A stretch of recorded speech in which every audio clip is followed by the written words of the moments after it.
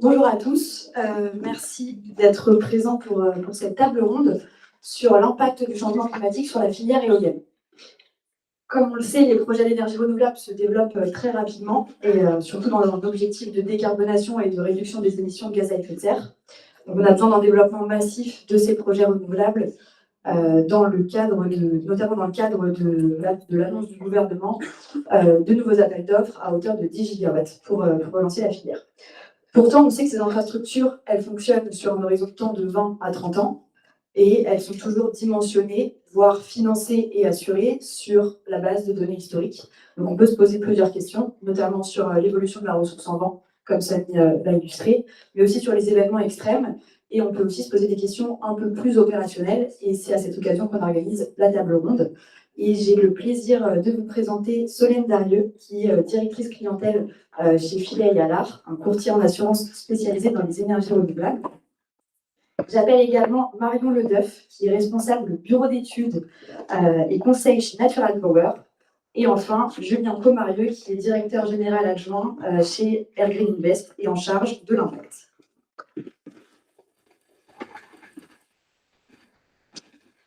Merci à tous les trois pour votre présence. On va commencer la table ronde avec vous, Marion. Natural Power, c'est une société d'ingénierie qui est spécialisée dans les projets d'énergie renouvelable. Et ma première question s'adresse sur le productible éolien. Comment est-ce que vous faites aujourd'hui pour calculer ce productible? Concrètement, comment ça se passe chez Natural Power? Et est-ce que vous prenez en compte l'impact du changement climatique? Merci. Ça fonctionne parfait. Bonjour à tous. Donc, effectivement, comme ça a déjà été évoqué précédemment, le standard marché aujourd'hui, que suit d'ailleurs la plupart de mes confrères, dont certains sont présents dans la salle, c'est effectivement de considérer le climat passé comme étant représentatif du futur pour établir la production centrée, donc le P50, à savoir qu'il y a quand même des variabilités entre bureaux d'études. Considérer les 10 dernières années, ça ne va pas donner les mêmes résultats que les 15, 20, 30 dernières années. Donc voilà, il y a quand même de la variabilité dans les méthodes des consultants sur ce point, notamment, ce qui explique d'ailleurs la majorité de l'écart entre deux études différentes de deux bureaux d'études différents aujourd'hui sur un projet éolien. En revanche, l'impact du changement climatique est, dans la plupart des cas, considéré dans les études d'incertitude, avec un impact sur P90. Ce n'est pas le cas de tous nos confrères, mais un certain nombre en tout cas, après de façon relativement mineure.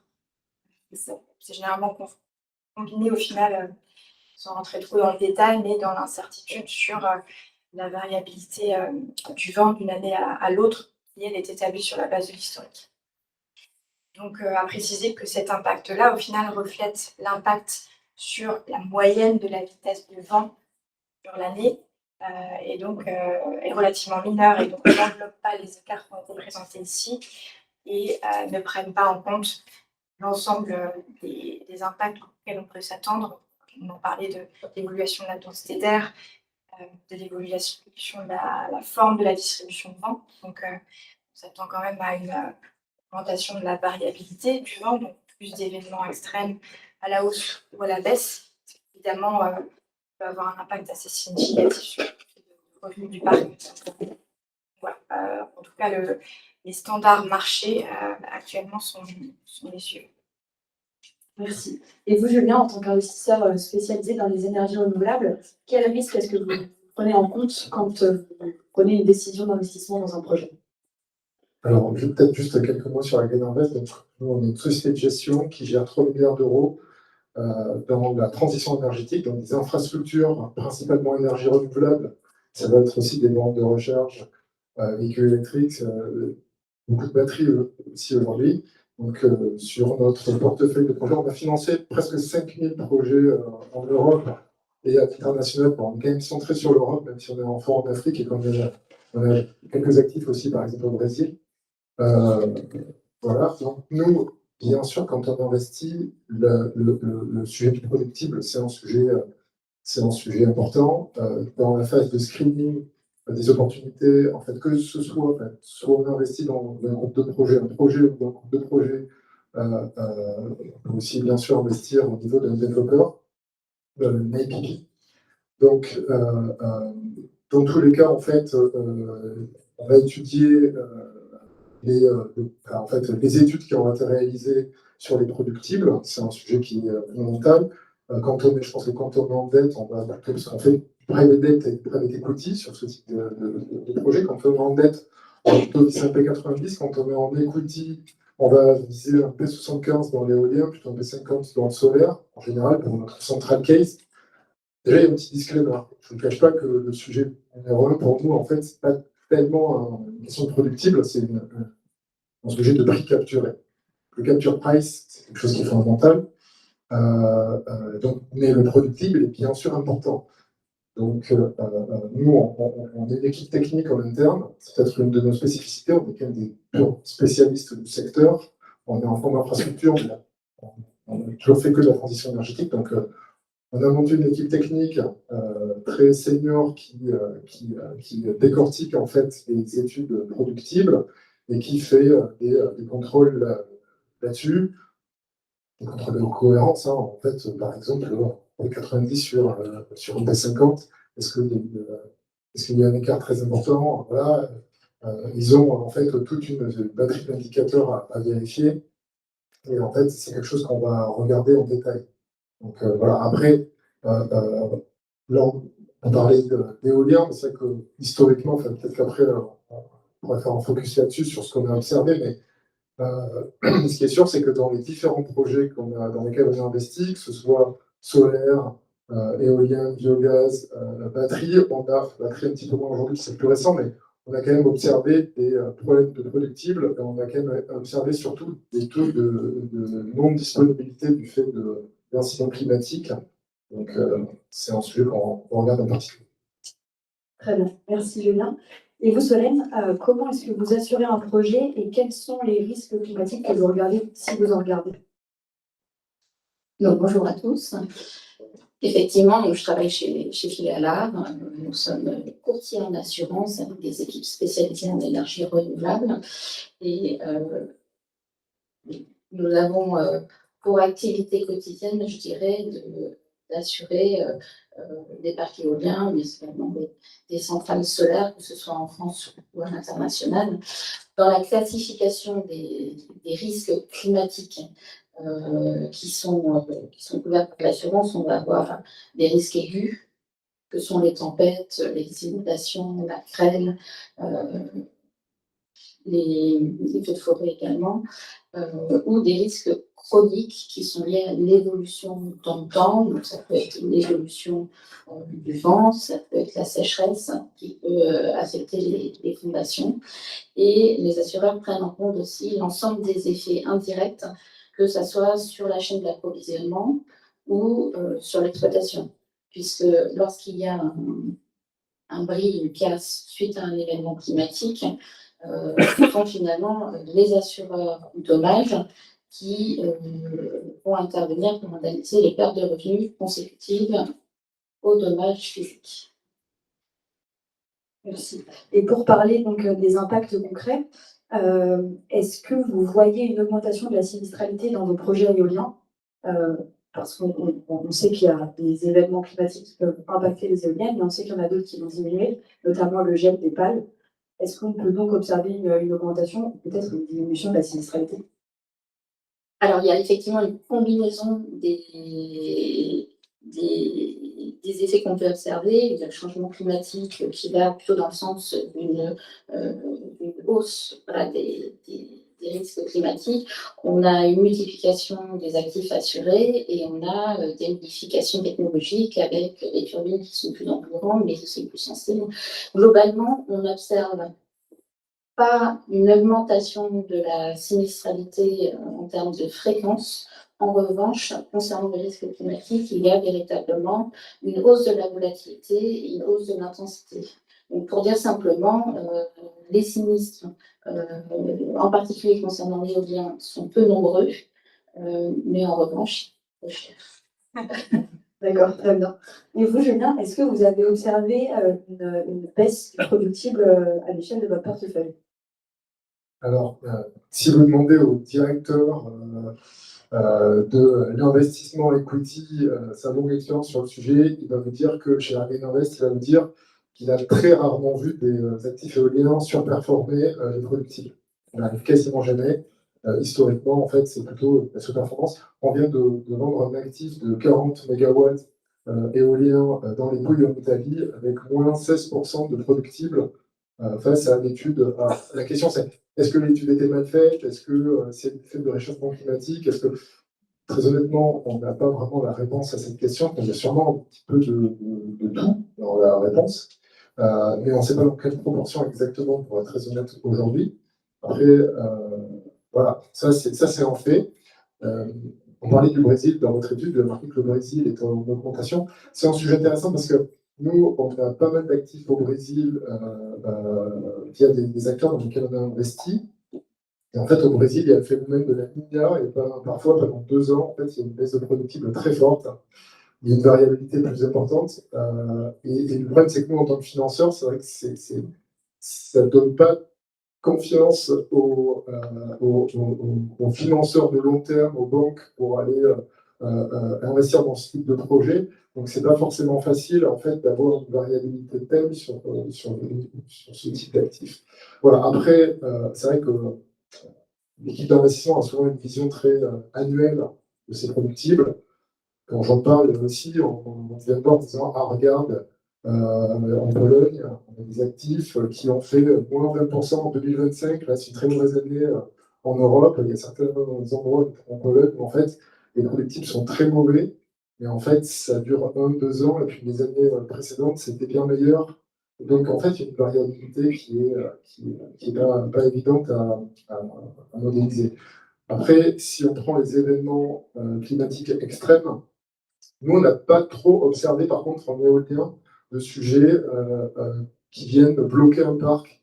On l'a vu un petit peu dans les dom-toms, parce que là, par exemple, si vous avez de l'orage, déjà, il y a des ouragans, et si vous avez un ouragan sur un parc et que vos turbines sont bloquées, il faut faire venir la grue en Martinique pour monter. Enfin, voilà, là, on a un petit peu de sujet de disponibilité plus complexe. Voilà, mais par contre, je pense que c'est plus un sujet sur le solaire, parce que la grêle dans le solaire, en fait, en Europe, on a des parcs qui ont été parfois impactés à niveau de 20%, 30% des capex. Le biogaz, par exemple, là aussi, il peut y avoir de vrais sujets, en fait, il peut y avoir des sujets de productibles, de feedstock, en réalité, qui sont impactés. Puis, il peut y avoir aussi des gros sujets, par exemple, un parc qui a été arrêté en biogaz parce qu'il y a une pollution, orage très important, débordement des bassins de rétention, et puis en fait, arrêt du projet. Donc ça, c'est quand même des sujets qui peuvent aussi arriver. On l'a moins eu, ce sujet de disponibilité, vraiment dans l'éolien. C'est plus un sujet sur les autres énergies renouvelables aujourd'hui. Ok. Donc, de ce que je comprends, il y a vraiment les événements extrêmes, la variabilité du climat, et parfois on peut aussi se poser la question de la qualité des études qui a été réalisée le prime abord. Oui, bien sûr. En fait, la qualité des études, de toute façon, c'est quelque chose de fondamental. On estime que l'équipe technique chez Argen Invest regarde avant d'investir. Et en fait, en réalité, si on n'a pas de confort là-dessus, on va demander une autre étude indépendante. Donc il y a en fait, il y a une série de paramètres. Si vous voulez, j'ai ma petite liste, je pourrais vous les donner. Il y a une petite liste de paramètres qu'on regarde pour vérifier en fait la qualité de l'énergie impact assessment avant l'investissement. Voilà, on n'hésite pas à dire en fait, on peut investir si on n'a pas une étude indépendante. Voilà, en général, ça coûte 36 000 €, je crois, pour avoir plus de confort. Merci. Chez Carver, c'est moins cher. Je rebondis sur votre réponse, Marion. Vous nous avez dit en préparant cette table ronde que vous travaillez sur des solutions pour intégrer l'évolution du climat dans le calcul de vos productibles et dans vos études. Est-ce que vous pouvez nous en dire un peu plus? Et surtout, est-ce que vous pouvez nous dire si cette demande vient d'une volonté interne chez Natural Power ou est-ce que c'est plutôt vos clients qui vous le demandent? Effectivement, quelques éléments de contexte peut-être avant. Je ne l'ai pas présenté lors de ma première prise de parole. Donc, Natural Power, on fait les fameuses études de productibles dont les investisseurs se servent pour faire leur modèle financier. Et puis, effectivement, les banques et les développeurs aussi peuvent faire appel à nous.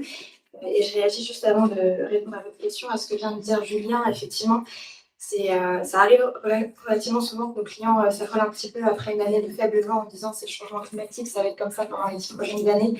Donc voilà, on fait aussi un travail de vulgarisation pour rappeler que la ressource, même sur le climat historique, est assez fortement variable d'une année à l'autre, indépendamment du changement climatique. C'est vraiment ce qu'on observe au temps de passé.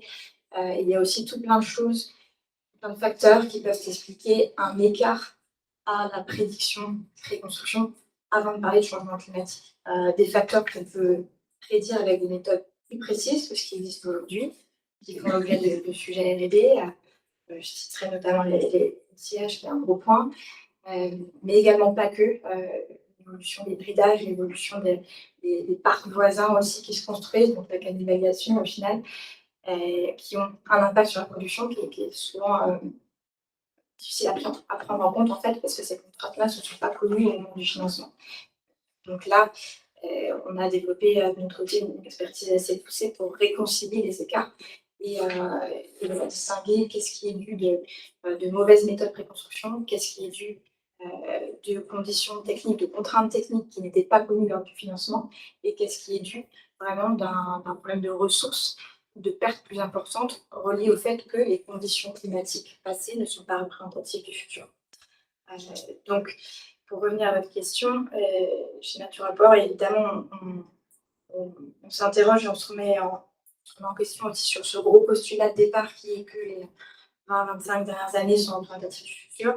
Donc, on suit la littérature de façon assez proche depuis un certain nombre d'années déjà. Et effectivement, on a de plus en plus de questions de nos clients, donc vraiment tous les acteurs, que ce soit porteurs de projets, investisseurs, banquiers, pour savoir comment est-ce qu'on peut évaluer ce risque-là. Ça vient des deux cas. Ça vient aussi parfois des cahiers des charges qui sont validés par les financeurs, mais pas toujours. C'est aussi on en discute un petit peu plus tard. Donc, j'imagine que c'est des paramètres qui peuvent remettre en question l'assurabilité d'un projet. Et on sait qu'un projet est financé lorsqu'il est assurable. Solène, comment est-ce que vous faites pour définir et démontrer qu'un projet est assurable, surtout quand on sait qu'il va fonctionner pendant 25 voire 30 ans et qu'un contrat d'assurance, il est sur 1 ou 2 ans maximum? Alors, la question que vous me posez, c'est de savoir si finalement on construit aujourd'hui des parcs éoliens qui ne seront plus assurables demain. Ah, bon, j'ai envie de vous dire, ça dépend du courtier qui est saisi évidemment pour négocier les assurances.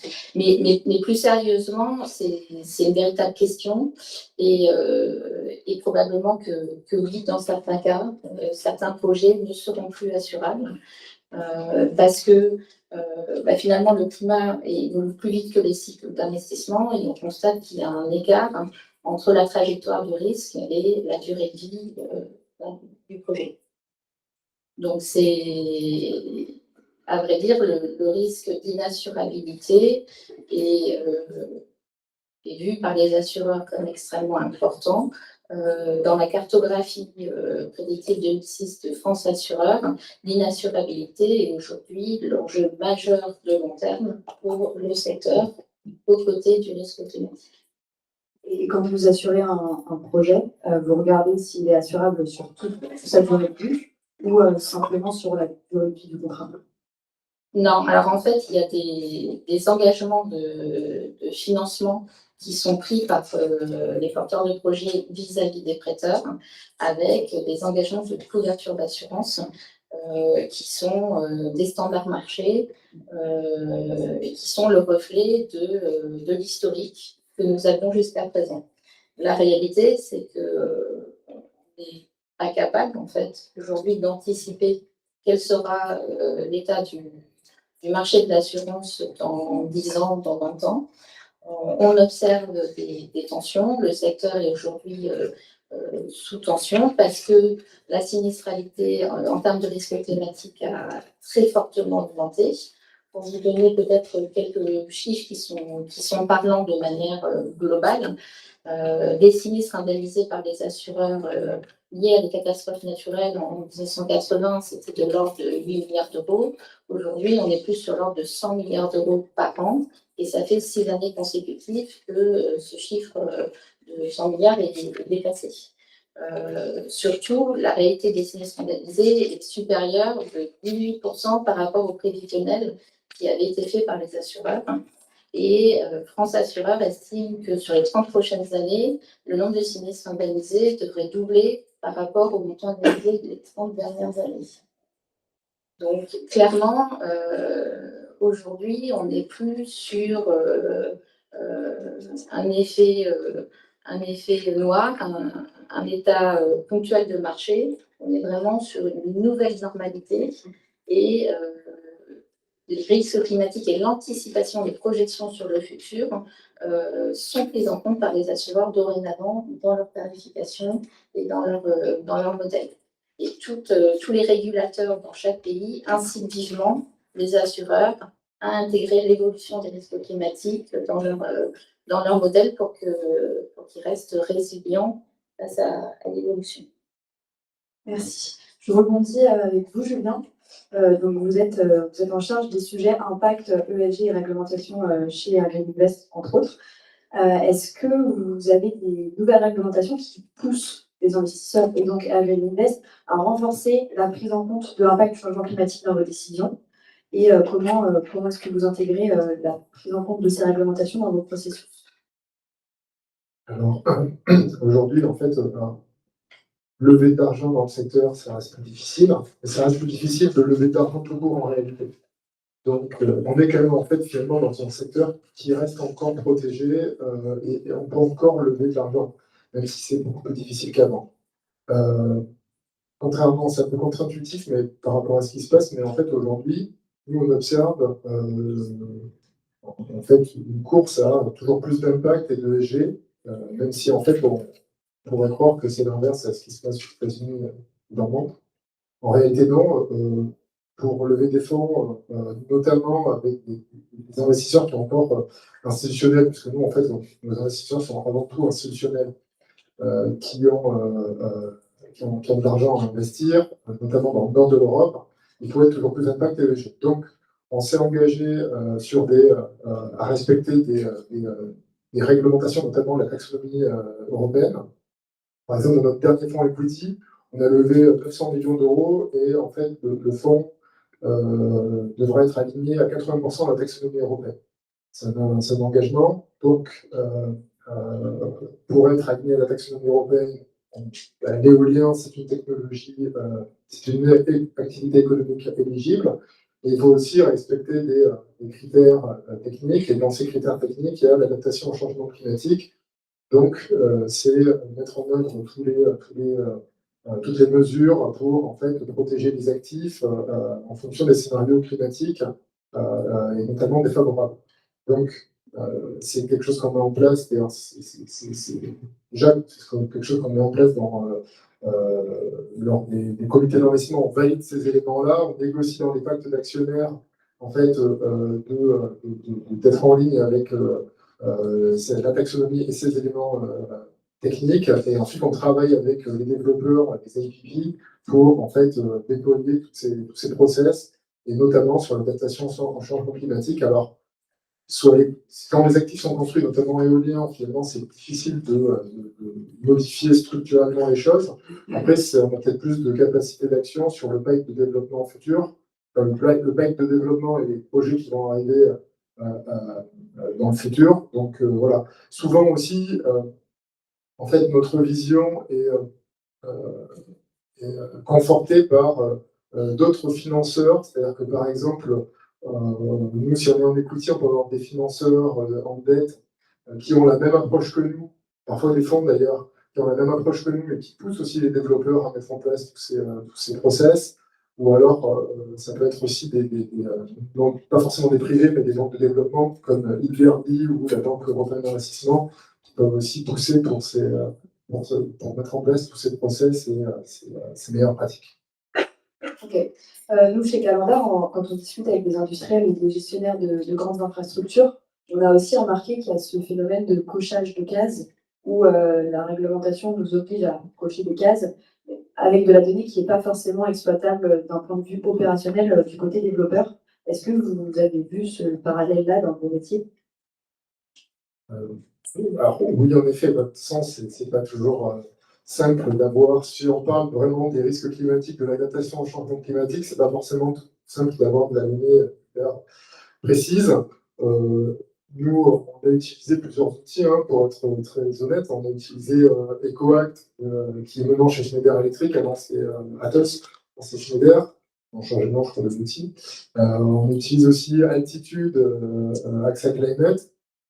En fait, c'est des outils qui sont intéressants, qui nous donnent aussi des perspectives, qui donnent aussi des recommandations sur les actifs. Ça reste quand même assez général. Donc, mais bon, après, il y a aussi quand même des avantages. C'est-à-dire qu'avec des simples coordonnées GPS, on peut avoir, si on a un grand nombre de projets comme nous, on peut en fait déjà avoir une évaluation consolidée du portefeuille et avoir des perspectives sur les travaux à mettre en œuvre pour minorer les risques. Voilà, c'est un sujet qui est assez ouvert aujourd'hui, hein, parce qu'il n'y a pas de solution miracle, hein, il y a pas de, mais je pense que c'est, en tout cas, c'est quelque chose qui est de plus en plus demandé par nos investisseurs et du coup, quelque chose sur lequel on travaille de plus en plus en direct avec les développeurs. Et on sent qu'il y a aussi de l'appétit et de l'intérêt chez les développeurs qui sentent aussi que ce n'est pas qu'un sujet de financement, c'est un sujet aussi de performance, voilà, dans leurs assets. Donc, je pose la question à tous les trois, mais est-ce que vous remarquez une meilleure prise en compte de l'impact du changement climatique dans vos métiers aujourd'hui?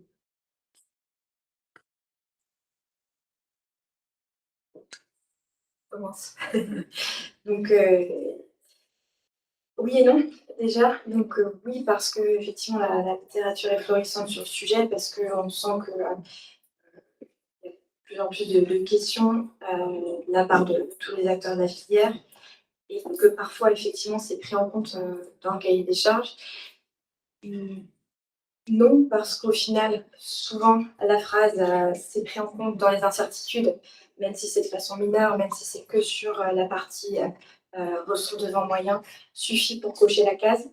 Donc effectivement, il y a une nécessité aujourd'hui de cadrer les choses, donc à savoir que évaluer l'impact du changement climatique aujourd'hui, il n'y a pas de standard marché, il n'y a pas de cadre réglementaire pour savoir comment l'évaluer de manière robuste, comparable entre projets, mais aussi proportionnée en fonction de la taille et de la localisation du projet.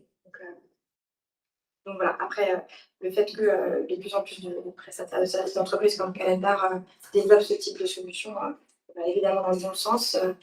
Le fait aussi qu'il y ait ce genre de table ronde pour sensibiliser les acteurs aux potentiels impacts en termes quantitatifs aide aussi à la prise en compte des enjeux, puis on espère à une exigence peut-être un petit peu plus cadrée de la part des financeurs, pour qu'ensuite ça puisse être pris en compte dès le départ par les développeurs et notamment en amont du financement plutôt qu'après. Est-ce que vous voulez rebondir? En fait, de mon point de vue, c'est quelque chose qui a changé parce que dans le passé, en fait, le risque climatique, enfin, en fait, les sujets d'impact ESG, passé, il y avait une dimension un petit peu morale dans la question, et en fait, on disait, ah, c'est bien, ça nous permet de lever de l'argent et d'investir dans des bonnes conditions, tout ça. Aujourd'hui, en fait, ça a changé, c'est en train de changer. Je pense qu'il y a une dimension finalement plus risque opérationnel. Peut-être même que dans le futur, si ESG Impact, ce n'est plus à la mode, on parlera de risque opérationnel.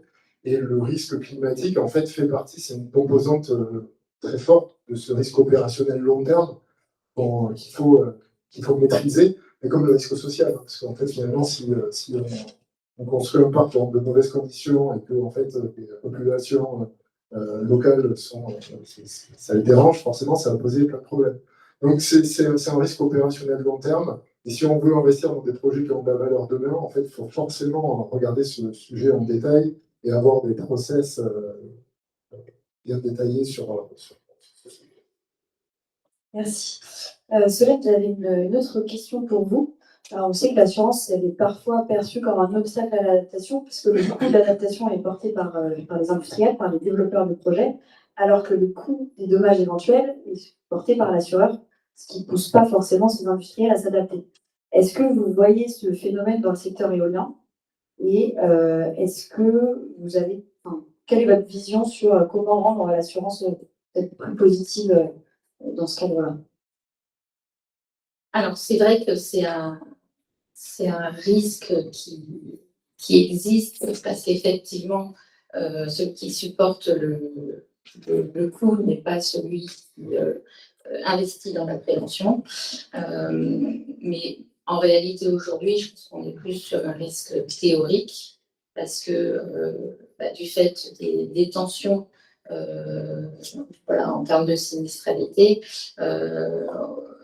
aujourd'hui, on est plus sur un partage des coûts avec des conditions d'assurance qui se dégradent, donc avec des garanties qui se réduisent, des franchises qui augmentent et une tarification qui va à la hausse. Donc la conséquence directe, c'est que les assureurs valorisent la prévention et incitent très fortement leurs assurés, donc l'ensemble des développeurs et des exploitants à prendre en considération l'ensemble des mesures de prévention disponibles pour réduire le risque. Et selon vous, qu'est-ce qui pourrait être amélioré pour une meilleure prise en compte des risques climatiques du côté courtier et assurantiel? C'est véritablement au stade du développement des projets que ça se joue en réalité. Parce que ce qui va être pris en considération par les assureurs dans leur tarification, ça va être la localisation géographique, le design et l'ensemble des mesures de prévention qui ont été anticipées, y compris dans le cadre des négociations juridiques des contrats, le transfert de risque auprès de l'ensemble des co-contractants.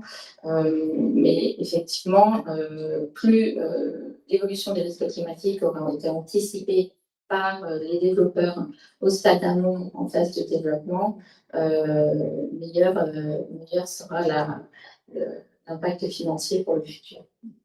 Merci. Vous êtes tous d'accord en tout cas sur le fait que plus tôt on prend en compte l'impact du changement climatique, mieux c'est pour vos trois activités. Est-ce qu'il y aurait des solutions ou des choses qui pourraient être améliorées justement pour mieux prendre en compte ces risques, que ce soit en termes de transparence, en termes d'outils, en termes de réglementation, par exemple, pour parler de standards? Est-ce qu'il y a d'autres choses qu'on pourrait mettre en place? J'en ai déjà, j'ai jamais anticipé la question, excusez-moi.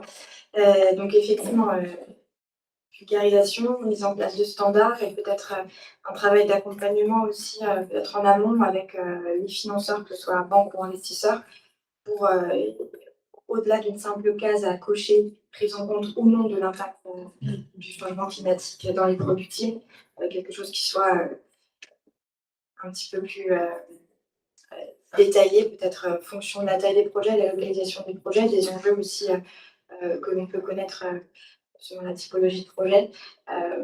Mais voilà, pour qu'ensuite une analyse au final soit spécifique au site, puisse être réalisée avec des experts notamment du sujet et qu'on puisse intégrer en fait cette expertise qui vient en plus de l'expertise productive dans nos études. Ça, c'est une des questions. Et de notre côté, je pense que nous, on investit dans un grand nombre de projets. Et souvent, en fait, quand on vient financer des projets, on vient financer un groupe de projets important ou un développeur qui a une cinquantaine de projets, par exemple. Donc c'est difficile, on ne peut pas tout regarder, sachant qu'on a une équipe technique avec 2 personnes.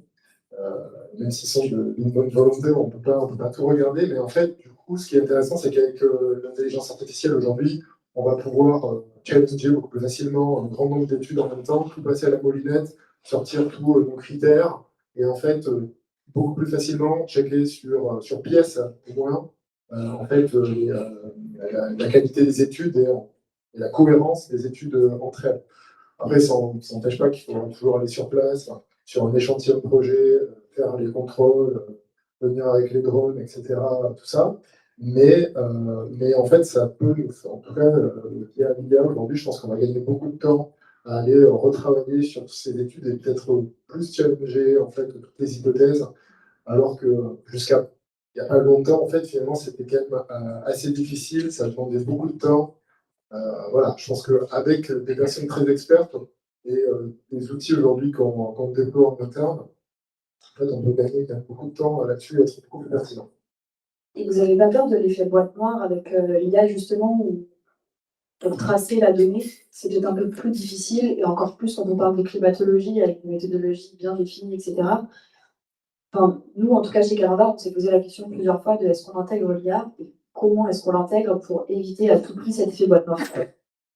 En fait, il y a toujours un effet un peu boîte noire, mais après, l'avantage qu'on a, c'est que comme on a une équipe technique très senior et qui savent exactement ce qu'ils doivent chercher, ils savent exactement donner la liste, hein, ils ont fait le top 10 des risques identifiés dans et 10 signaux d'alerte sur une Energy Yield Assessment. Donc, c'est EIA de plus de 3 ans non actualisé, moins de 12 mois de mesures in situ, bureau d'études non reconnu non indépendant, ratio P50, P90, P50 inférieur à 0,80, certitude excessive, courbe de puissance OEM non certifiée ou non garantie, capacity factor qui dépasse 40% en Europe en onshore. Ouais, il y a toute une liste, et en fait, on va prendre tous ces éléments-là, on va le passer à la moulinette avec les études qu'on a reçues, et on pourra déterminer en fait le niveau en fait, de pertinence et de sécurité qu'on peut avoir sur ces éléments-là. Voilà. Et sachant qu'encore une fois, pour nous, ce n'est qu'une partie du chemin finalement, puisqu'après, il y a encore l'autre partie qui va être encore plus complexe à évaluer, c'est la qualité des courbes de vie. C'est encore autre chose. Peut-être qu'on aura l'occasion d'en parler lors d'une autre table ronde.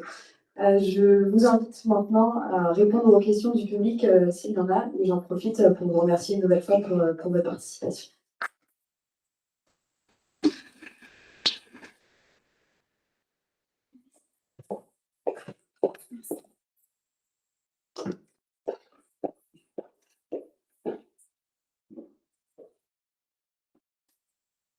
Merci pour cet échange. J'aurais une question principalement pour Solène Darieux. Vous avez parlé de risque aigu et il y a la question qui m'est venue. Naturellement, vous avez parlé de grève, de tempête. La littérature scientifique, elle est assez prudente sur ce sujet par rapport au changement climatique. Vous avez tous entendu le message général, augmentation de la température, augmentation de la variance. Mais pour ce qui est des vitesses de vent, pour ce qui est des phénomènes de convection extrême, donc pour la grêle, pour les orages, etc., en fait, le GIEC, dans son dernier rapport, AR6, dit qu'on ne sait pas. Et les derniers travaux de Météo France sur la France à plus 4 degrés en 2100 disent aussi on ne sait pas. Et donc, du coup, je serais très intéressé. En plus, le GIEC dit si on regarde l'historique des tempêtes sur les 30 dernières années, en fait, on ne sait pas dire si elles ont augmenté en intensité, en fréquence. Et donc, du coup, j'aimerais savoir, du coup, est-ce que ce propos vous est familier déjà? Et ensuite, quels sont vos indicateurs à vous qui vous disent que le risque de tempête est en train d'augmenter, dans quelle mesure, comment vous y préparez? Voilà. Grosse question. Alors, je suis d'accord avec vous pour dire que aujourd'hui, les modèles catastrophes sont encore imparfaits, ils sont perfectibles dans le temps. En revanche, vu de la fenêtre des assureurs, le risque, l'évolution du risque climatique aujourd'hui est mesurable. Parce que c'est une réalité qui se voit maintenant dans les données des sinistres qui sont indemnisés. Et de ce fait, chaque assureur se doit de travailler au sujet.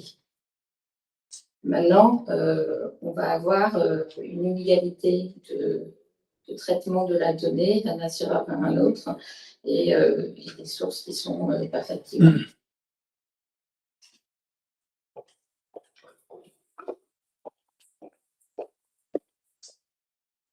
Bonjour, je m'appelle Alessandro, je suis directeur de développement durable chez EDF Power Solutions, qui est une société qui développe les renouvelables en France et à l'étranger. Donc, question pour Solène. Donc, déjà, merci beaucoup pour l'échange, c'est très intéressant.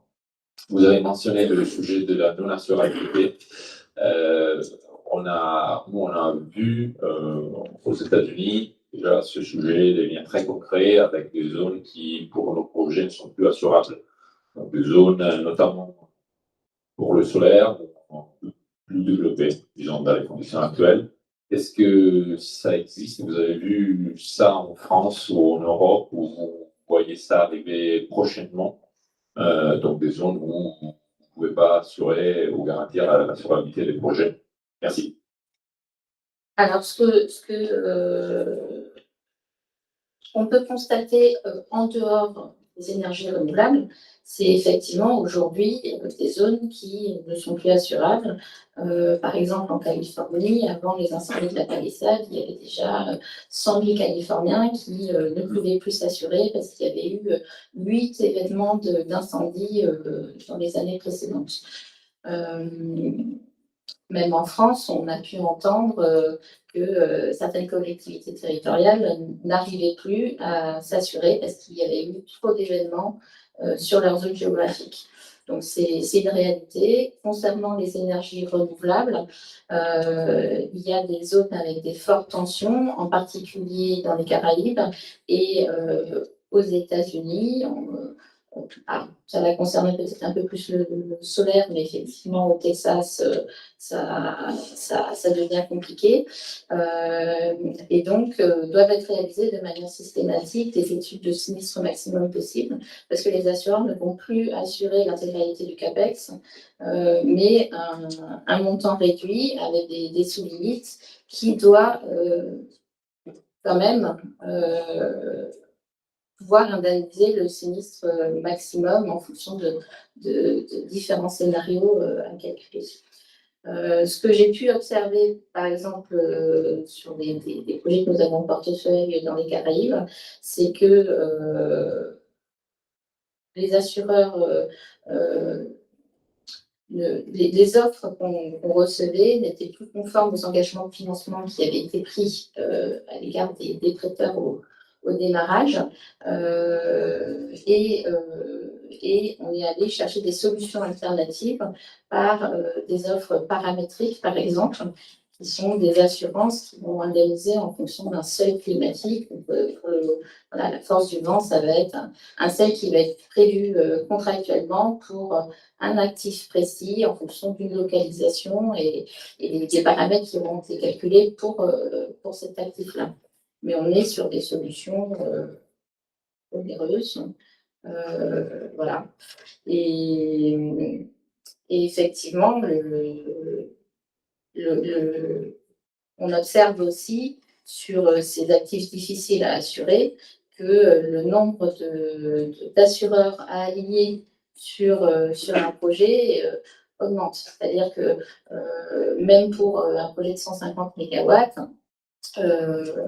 il peut falloir une dizaine d'assureurs à minima pour couvrir une capacité disponible de 20 millions, en fait. Là où auparavant, on avait l'intégralité du CAPEX qui était couvert par 2 ou 3 assureurs. Ça, c'est pardon, Caraïbes ou France? Caraïbes. Ok, je vais rester sur la Caraïbes. Caraïbes. Sur la France aujourd'hui, comme les actifs sont plus petits, la capacité à mobiliser pour les assurer est aussi moindre. Donc, c'est moins complexe, on va dire. On n'est pas encore sur un scénario critique, on trouve des solutions.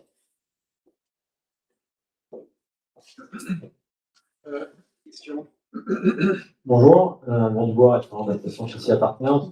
Dans une étude qu'on a publiée sur la vulnérabilité de l'industrie au changement climatique, on constate qu'au-delà de la partie opération, qui nous concernait quand même aujourd'hui sur productive, les industriels étaient largement impactés par le changement climatique sur d'autres étapes de leur chaîne de valeur, notamment l'approvisionnement, amont, avec la partie matière, ressources, mais aussi au port de la production, avec notamment dans ce qui est de l'éolien de raccordement, ou pour l'injection notamment. Est-ce que ces autres étapes qui sont créées pour tout le fonctionnement des sites sont aussi étudiées par vos partenaires ou regardez de l'autre côté pour assurer on va dire, la robustesse de l'ensemble du système et pas uniquement la performance du site en tant que tel.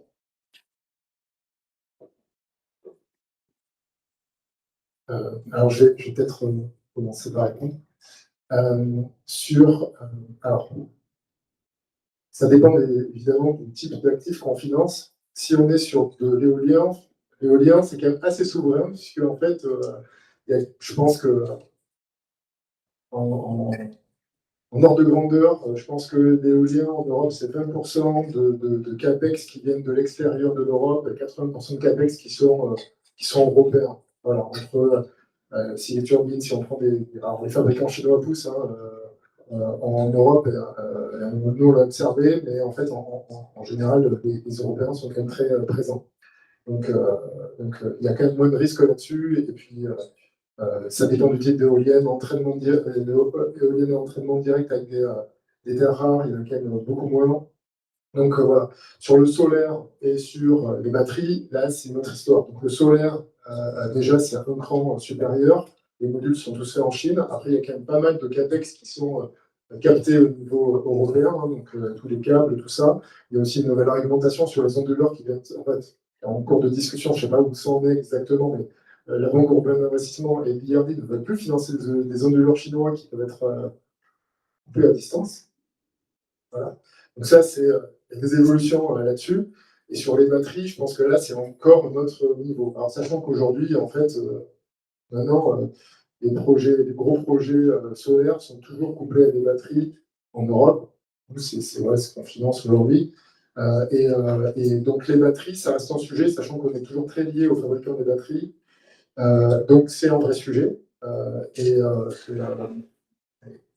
Oui, c'est un sujet. Sachant qu'aujourd'hui, quand même, une éclaircie, c'est-à-dire qu'il y a des fabricants de batteries comme CATL, alors BYD pas encore, mais CATL, en tout cas, construit des usines en Europe, ce qui donne aussi quand même plus de sécurité.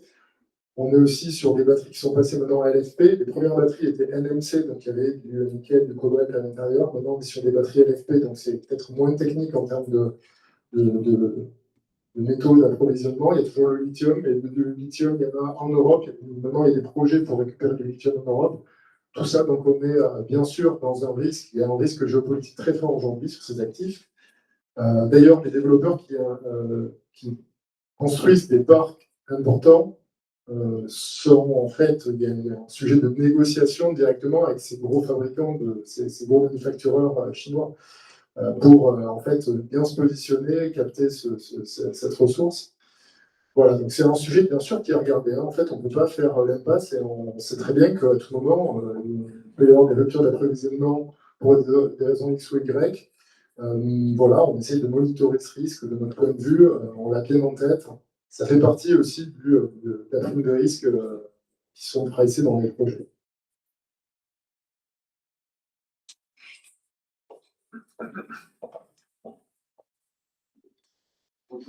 Bonjour. Moi, je travaille dans un projet d'investissement et face au changement climatique, on s'intéresse beaucoup aux tendances énergétiques. Ma question est la suivante, elle va être un peu technique. Étant admirateur des nouvelles technologies, ça m'invite de regarder, d'admirer les éoliennes, les champs d'éoliennes un peu partout en Europe.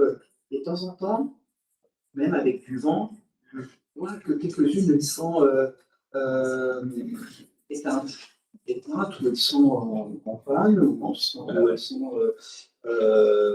Donc la question est de savoir si on veut vraiment efficienter la transformation environnementale,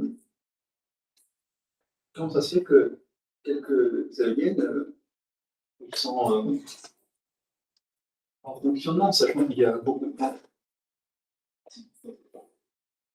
Question assez classique à laquelle je peux répondre, pardon.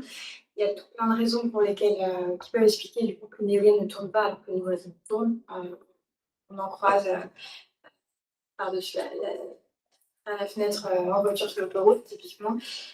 Tout simplement parce qu'il peut y avoir une panne sur une éolienne en question, soit une panne, un arrêt pardon, pour une maintenance préventive ou curative, voilà, suite à une panne. Il peut y avoir tout simplement pas assez de vent, même s'il y a plus de vent sur les turbines voisines. Il peut y avoir des effets de site qui font que sur la turbine en question, à l'endroit de la turbine en question, il y a moins de vent.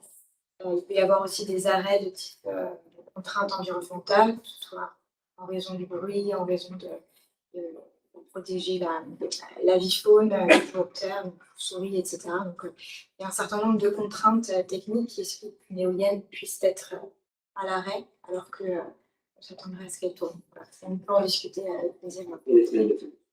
Et les prix négatifs, effectivement, c'est un sujet d'actualité.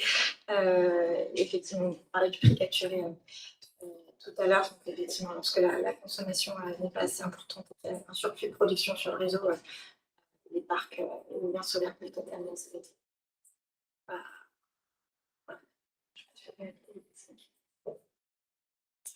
Alors, j'ouvre un tout petit peu le débat. On a beaucoup parlé d'éolien. Je voulais savoir si sur le solaire, vous allez faire des études similaires, enfin, le solaire et l'hydro, voir si effectivement le changement climatique a également un impact sur la productivité. Je pense au fait que notamment il y a peut-être plus de grisailles liées à l'humidification de l'air. Voilà. Est-ce que c'est quelque chose que vous avez regardé, étudié ou que vous allez le faire? Et l'hydro aussi, j'aimerais bien savoir si c'est quelque chose qui est dans les tuyaux. Ça, c'est plutôt pour faire l'inverse. Merci. Alors, pour la partie productible solaire, on a déjà travaillé dessus avec le même processus que Samy a décrit. On a construit les indicateurs et ensuite on a vérifié les données avec Total Energy. Donc oui, on est capable de le faire. On a déjà créé les indicateurs et on les a déjà intégrés dans Climate Vision, notre solution. Et on s'est posé la question d'intégrer des projets solaires à notre étude pour vraiment avoir une étude complète sur le renouvelable. Mais on s'est dit que c'était mieux de séparer les deux. Donc on a préféré se concentrer sur l'éolien en sachant que c'était déjà un travail considérable d'étudier les 50 projets, de vérifier les données, les méthodes, etc. Et s'il y a une demande, je sais que vous travaillez chez Montel, donc si jamais il y a une étude qui pourra vous intéresser sur le solaire, on est capable de la réaliser avec la Vision. Donc oui, pourquoi pas. Après, j'ai pas d'horizon de temps à vous donner. Et pour la partie hydro, on ne s'est pas encore plongé dans le sujet. On regarde les précipitations et on regarde les inondations par submersion marine. On a plein d'indicateurs océanographiques. Par contre, pour tout ce qui est inondation, soit par débordement, soit par crue, on ne s'intéresse pas encore au sujet, bien qu'on regarde ce qui se passe dans l'état de l'art scientifique, mais c'est une superposition de modèles hydrologiques, et pour l'instant, on n'a pas encore les capacités en interne pour le faire, donc on préfère se concentrer sur ce qu'on sait bien faire. Peut-être de mon point de vue, pour compléter, sur les productibles solaires, on observe qu'il peut y avoir une variabilité de 4 à 5% des productibles. Sur l'hydro, ça peut être 20-30%, voire plus. Donc voilà. Après, si on regarde sur des séries longues hydro, sachant que sur ces actifs, on peut avoir des actifs qui ont qui ont 80 ans. C'est intéressant, finalement, il y a beaucoup de variabilité d'une année à l'autre, mais à la fin, en fait, on retombe sur nos pattes et en fait, c'est assez étrange. On n'a pas beaucoup d'hydro, mais on a quelques-uns et en fait, on a observé ce phénomène. Par contre, sur le solaire, ce qui est intéressant, c'est que beaucoup plus que sur l'éolien, si le productible évolue peu, là, par contre, la grêle, on a eu de gros problèmes. Sur certains parcs, en Europe de l'Est, on a eu 20-30% des panneaux qui sont à changer. Ça peut arriver. Alors après, consolidé par rapport à notre portefeuille, on n'a pas fait l'étude de combien ça représentait, mais quand même, on a eu c'est significatif. Et voilà. Et sur le solaire aussi, quelque chose d'intéressant, c'est on a beaucoup parlé à un moment d'agrivoltaïque. Et l'agrivoltaïque, en fait, est un sujet extrêmement intéressant, mais c'est aussi plus un risque d'un point de vue climatique parce que la configuration des panneaux, alors, avec les différentes technologies, il y a plein d'agrivoltaïques différents, mais là, dans le sud de la France, hein, il y a eu une tempête récemment, et en fait, il y a quand même des projets qui ont eu aussi pas mal de pertes, et en fait, qui ont été en partie détruits par ces orages. Donc, le solaire, je pense que c'est pas tellement un problème de productible en tant que tel, c'est plus un problème de disponibilité des projets à terme. Donc, des événements climatiques extrêmes. Casser finalement les panneaux photovoltaïques. C'est ça. Exactement. Donc, soit des orages, soit de la grêle. Voilà. Les orages, c'est pour en fait les actifs, du coup peut-être plus agri, quand en fait les panneaux sont plus élevés. Et la grêle, c'est pour les panneaux en général, et notamment les grands projets où en fait, si on a un phénomène de grêle, vous avez en Europe de l'Est, vous pouvez avoir de très très grands projets. Parfois, vous avez des projets à 500 mégas, et même des projets il y a des projets où vous avez 1 giga avec 700 mégas de solaire, 300 mégas de batterie attachées en Bulgarie, en Hongrie, en Roumanie. Aujourd'hui, vous avez ce type de projet. Là, s'il y a un phénomène localisé de grêle, alors ça peut être dur. C'est clairement. Excuse-moi non, mais est-ce que ça veut dire que les gros projets sont plus à l'aise? Est-ce que ça veut dire qu'il faudrait répartir un peu plus les zones pour éviter ce genre de problème, notamment les zones de production, pour éviter des phénomènes locaux comme ça d'orage ou de grêle? Oui, dans l'idéal. Après, on est dans une double contrainte. Il faut aller le plus vite possible pour financer la transition. Il faut en fait, on a besoin d'énergie en Europe de l'Est. En plus, il y a la guerre, tout ça. Donc, en fait, ils ont besoin d'énergie. Et en même temps, il y a aussi des terrains qui sont, en fait, parfois des anciens terrains agricoles, là-bas, avec pas mal d'espace, qui n'étaient pas des terrains agricoles forcément très productifs dans certaines zones. Donc, il y a quand même des opportunités à bâtir de grands projets. C'est sûr que quand on est en Europe de l'Ouest, c'est pas forcément le même type de projet. Il y a plus de. Du coup, en fait, le risque est plus dilué, quoi. En fait, je pense qu'on en a. C'est exactement ce que Solène a expliqué tout à l'heure sur l'assurabilité. En France, c'est plus simple. C'est vrai que sur les actifs solaires, la grêle est aujourd'hui l'événement majeur en termes de risque climatique, avec des impacts financiers élevés pour les assureurs, parce que lorsque les panneaux cassent, c'est les assureurs effectivement qui indemnisent pour les remplacer et couvrir les pertes de revenus conséquentes.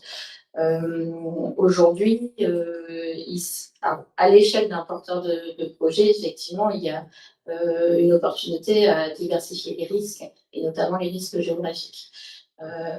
Vu des assureurs, ils s'interrogent en ce moment sur l'épaisseur des panneaux, le fonctionnement des trackers, et voilà, l'ensemble de ces indicateurs sont scrutés maintenant de près dans les dossiers techniques qui sont transmis pour assurer le projet au démarrage. Merci à tous pour vos questions et merci à vous trois pour votre participation. Je vous invite à continuer la discussion autour du petit déjeuner restant. On a la salle jusqu'à 14h, donc on sera très content de vous avoir avec nous si vous avez d'autres questions. Merci.